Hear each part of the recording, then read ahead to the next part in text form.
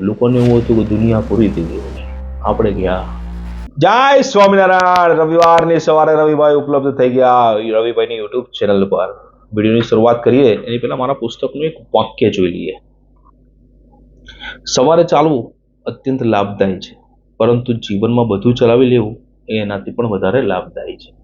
આવા શું વાક્ય વાંચવા હોય તો અમારું જીવનનું કેલેન્ડર ભાગ 3 વસાવવા માટે ₹450 અમને ગૂગલ પેથી મોકલી શકો છો અને અમારા નંબર પર આપનું એડ્રેસ વોટ્સઅપ કરી શકો છો. વિડીયોની શરૂઆત કરતા પહેલા આપનો પરિવાર આર્થિક રીતે સુખી, સ્વસ્થ અને સંપન્ન બની રહે એ બદલ ભગવાન સ્વામિનારાયણ ચરણો પ્રાર્થના.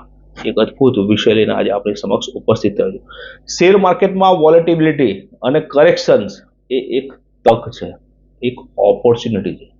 નુકસાનની તક નહીં, પ્રોફિટ કરવાની તક છે. લોકો ગભરાઈ જાય છે, ઉતાવળમાં બધું વેચી નાખે છે, થાકી જાય છે, બીજા ઓપ્શનમાં કન્વર્ટ થઈ જાય છે.